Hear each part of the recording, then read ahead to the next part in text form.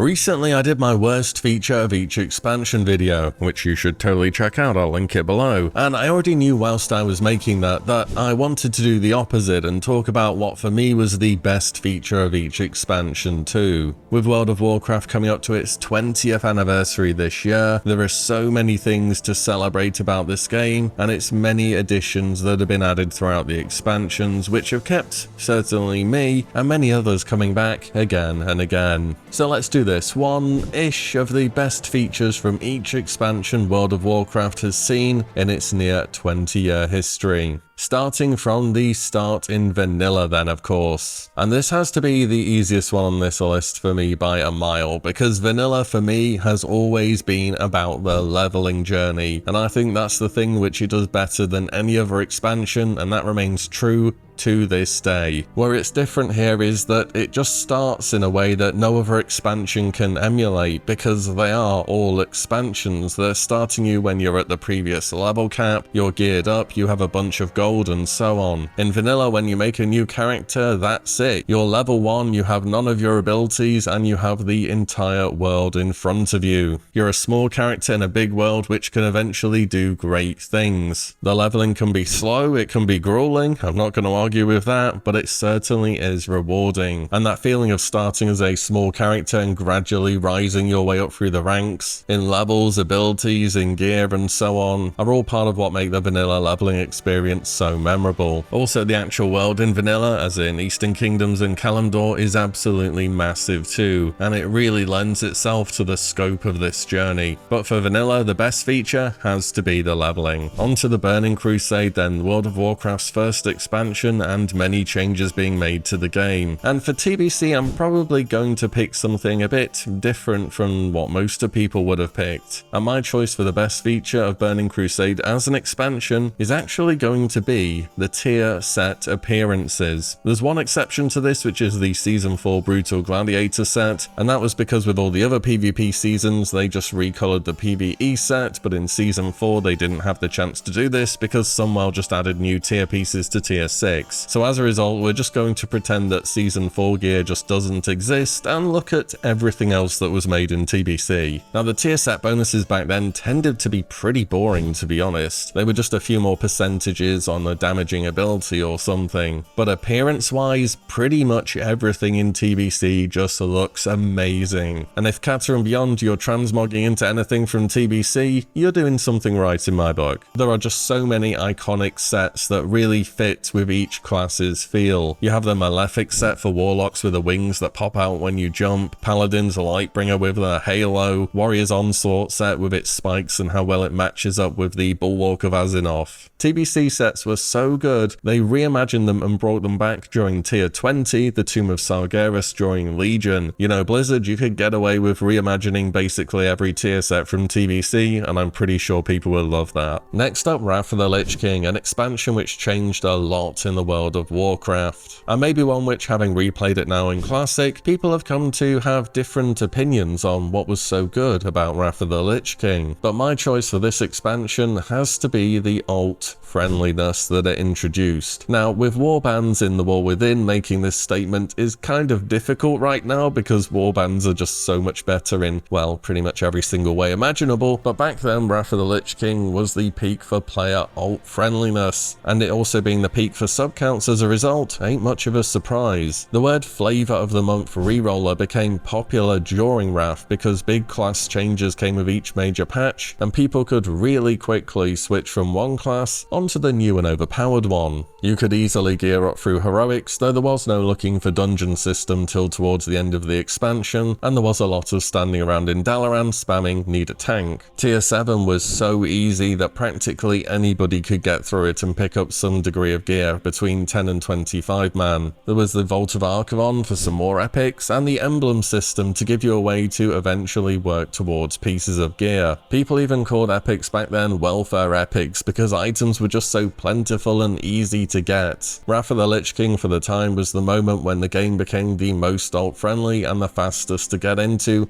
and pick up a new class. It's really no wonder why it was so popular back in the day. And then the shattering happens and we go into the Cataclysm. My favourite feature of this expansion, having played it back in the day and now having replayed it partially now, has pretty much remained the same and definitely met my expectations. My choice for Cataclysm is without a doubt the changes made to how healing worked in World of Warcraft. So Vanilla, TBC and Wrath, we have healers pressing a few buttons. In Vanilla they downranked as well. It became more difficult to go thanks to well buffs early on and then upgrading your gear in later expansions, and it was kind of whack-a-mole gameplay where people took spikes of damage and then you race with all your other healers to top that health bar off. In Cataclysm, Blizzard changed this format considerably. Healers now have a bunch of different buttons to press with different mana efficiency to meet different demands. Does somebody need a heal now? Can you be more efficient? Are they going to take large amounts of damage? Each healer could feel out the situation that was about to happen damage-wise and which button is best to use. There are a lot more defensive cooldowns which just feel good to press in a raiding environment, and it feels as though you're really doing something that contributes to the raid. And mana management is absolutely a thing as well. If you tried to play Disc Priest as you do in Wrath of the Lich King, where you just spammed power word shield, you would go in 30 seconds and everyone would be wondering what you're doing. For me, Cataclysm was an expansion which really grew the healer playstyle and offered a lot more skill expression for the role. I played a healer back in original Cata, Resto Druid, and this time around I'm playing Resto Druid and Holy Paladin, and it's very much been what I expected it to be. So for me, Cataclysm is all about the healing rework. Following that, we have the Mists of Pandaria, an expansion with loads of different things to love. And though it was harshly criticised back in the day, we look back now and see an expansion which had a lot of positives about it. For me, the pick for Mists of Pandaria is going to be Blizzard opening up way more horizontal content when outside in the open world to do, apart from just a raid or PvP. Mists of Pandaria was the biggest jump in new content the game had seen so far, alongside the additions made in Wrath and Cata, such as achievements and archaeology. Now in Mists of Pandaria we had things such as the Brawlers Guild, challenge modes, way more collection content out in the open world, the Isle of Thunder and its little treasure collection minigame and all the things to do there, and later on the Timeless Isle where there was basically always something that you needed to get from there. There was the battle pet system too, which I've always personally enjoyed a lot, and overall there was just much more stuff to do outside of the gameplay loop of raid and PvP. Mists of Pandaria was the biggest jump in this regard the game has seen so far, and for that reason, that's why it's my pick for this expansion. And then we go back to the future in Warlords of Draenor. For an expansion people would generally rate pretty lowly, there are some things to like about it for sure. Now I could very much mention the raids throughout this expansion as they're generally well loved by the community, but I feel as though whatever the expansion, the raiding content in this game is usually pretty good, so I don't really want to settle for that for an answer. I also think Warlords of Draenor is worthy of some honourable mentions. It was the first expansion to introduce mythic raiding into the game, a new format of raiding which would be fixed to 20 players that would be the ultimate difficulty for the highest skill players. And yes, Siege of Orgrimmar was technically the first mythic raid, but it was in the WoD pre-patch, so I'm counting it as a WoD feature. I think having this ultimate difficulty has met the demands of different types of players and has also eventually given us things to watch such as the race to world first, so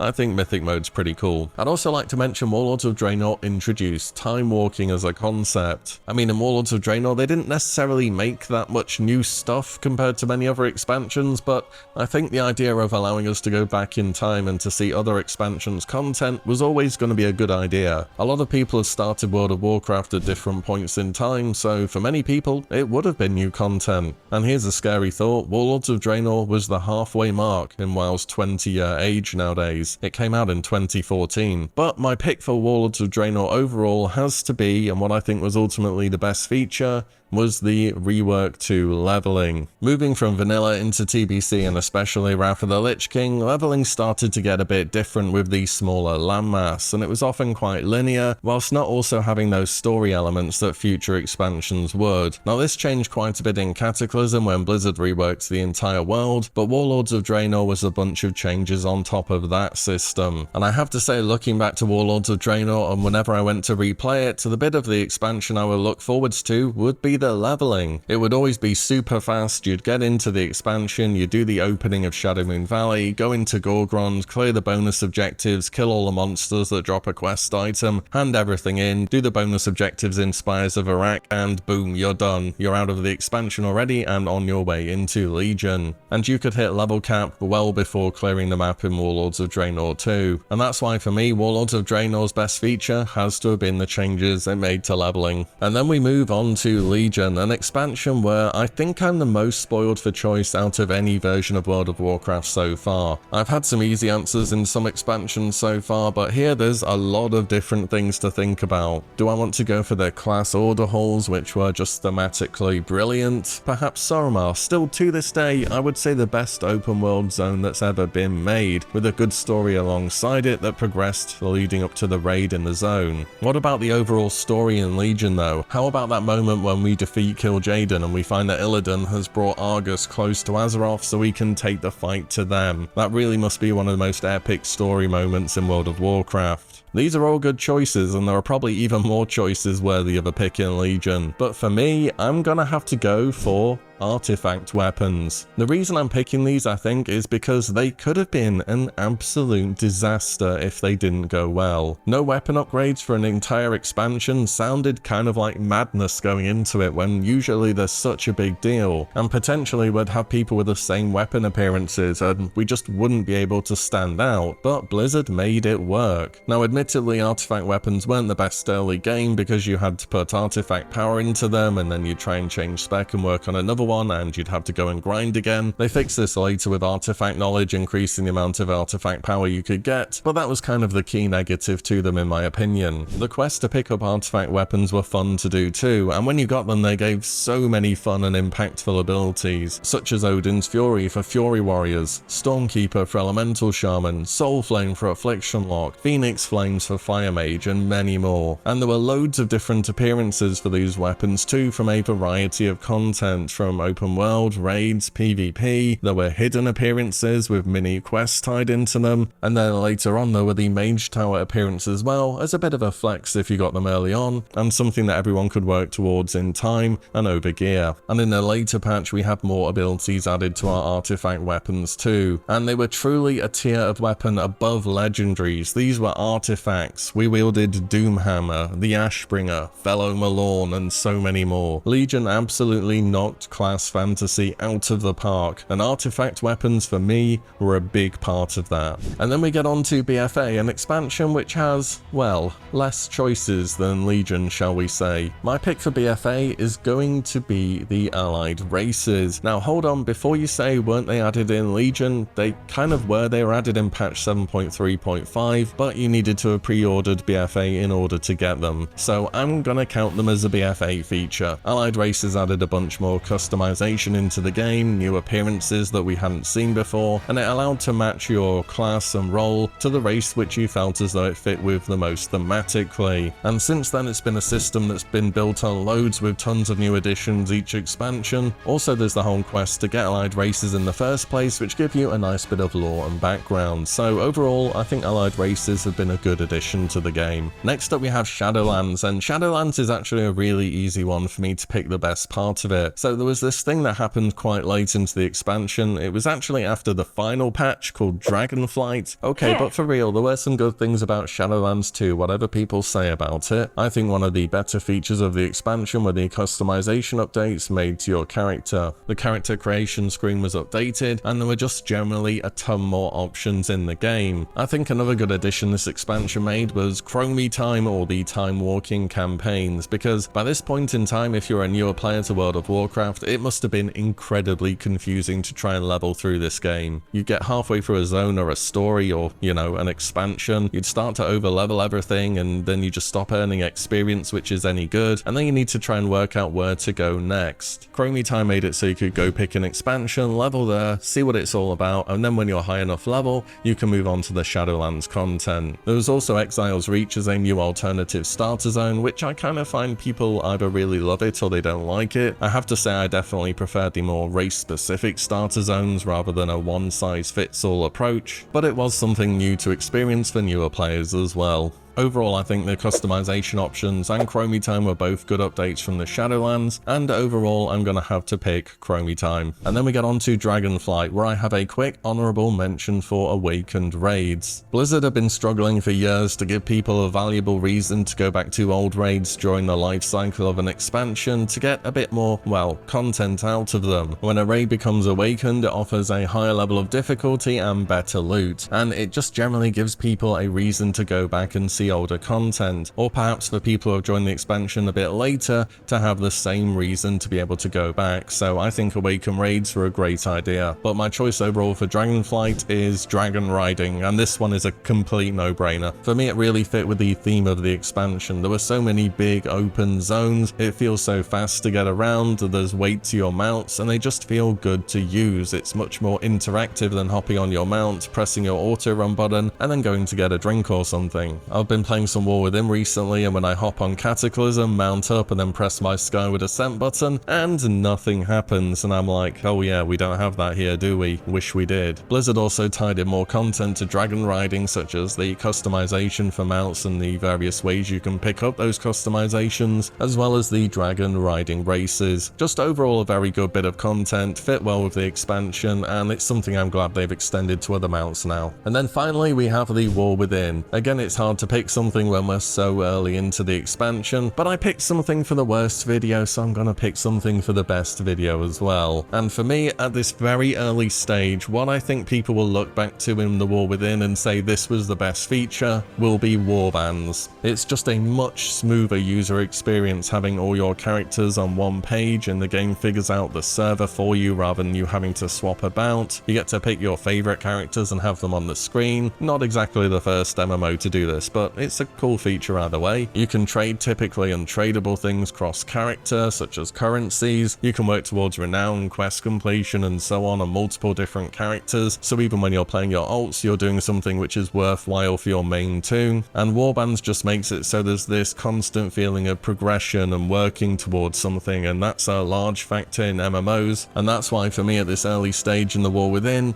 I'm gonna pick warbands. And that is everything, the best feature from each World of Warcraft expansion so far. Let me know what you think, were there any that you agree with, disagree with, would have you put something completely different? Let me know in the comments down below. And as always, thank you all so much for watching and listening in, and I'll see you all in the next one very soon.